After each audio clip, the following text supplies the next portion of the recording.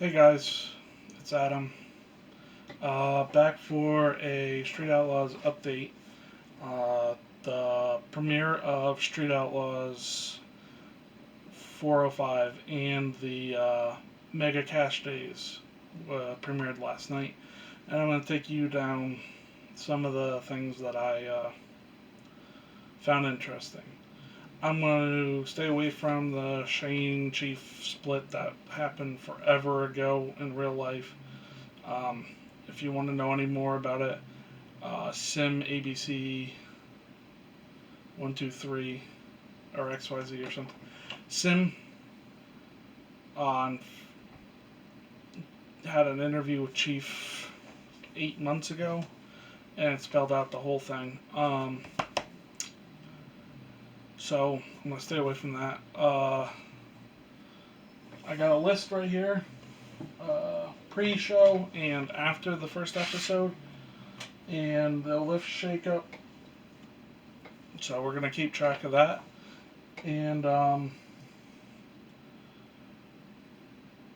mainly want to talk actually about the Mega Cash Days because I was unaware of how big this was. I knew a lot of there was a lot of people in Nebraska for this race.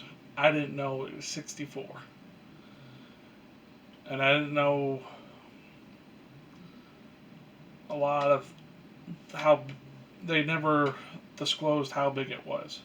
So I'm gonna go over it. 64 cars, 100K for the winner. There is a double elimination. So the top bracket, each time you win a race, you get 5K. If you lose once, you go into the losers bracket. If you keep winning in the losers bracket, you get 3K per win. And you can actually take the losers bracket all the way up and actually win the 100K. But you have to beat the guy who won the winners bracket twice. And there was a huge crash against Jeff Lutz last night. Can't remember his name off the top of my head. I wrote it down, and I have horrible penmanship, so. But it's amazing he walked away from that crash unscathed. What else are we going to talk about? Um, there was some controversy with Murder Nova's first race about boosted having the light on before he even came up with it.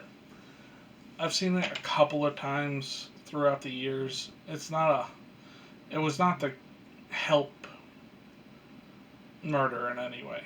There was no way. It was just, if you look, he tripped.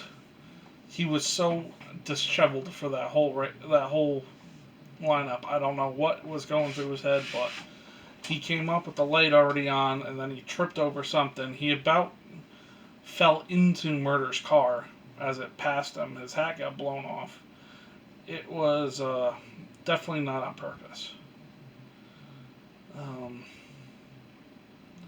there was a lot of jumps going on, including Murder in the second race. Decided that he was going to go before the light, and if he didn't, he would have beat Lizzie anyways because he made a hell of a pass and she broke her transmission. So she's on to round 3 in the winners category with no losses, and we'll throw another transmission in it.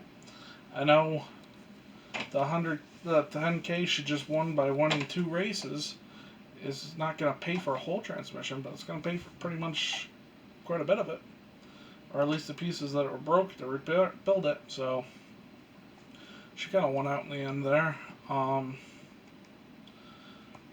But I look forward to watching more of it. The bracket is so damn big that I can't put it on a whiteboard so you could actually read it, so we're not going to do that. I'm just going to talk about, and once it gets down closer to the top 8, top 16, after eliminations, we might talk a little bit more. I might write some stuff down about it, but all in all, I really liked both. I felt the OG did a lot of posturing. I think they could have got the instead of running 5 times, they could have easily have done the whole thing in one night, but I guess they're going to try to stretch it out.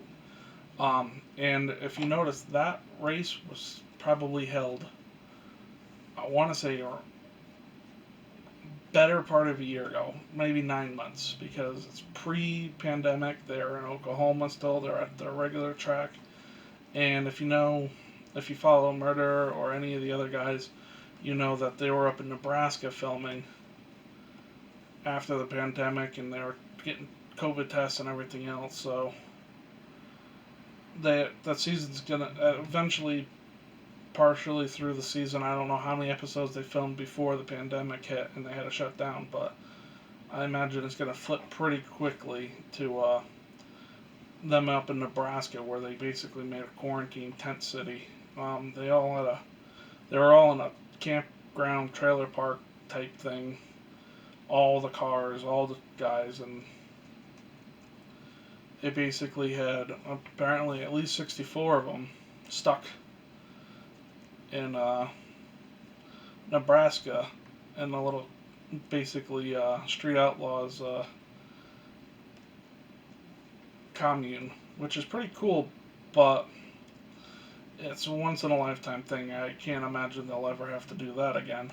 So, you guys having any opinions on it? Write them in the comments. But until next time, I'll catch you guys later.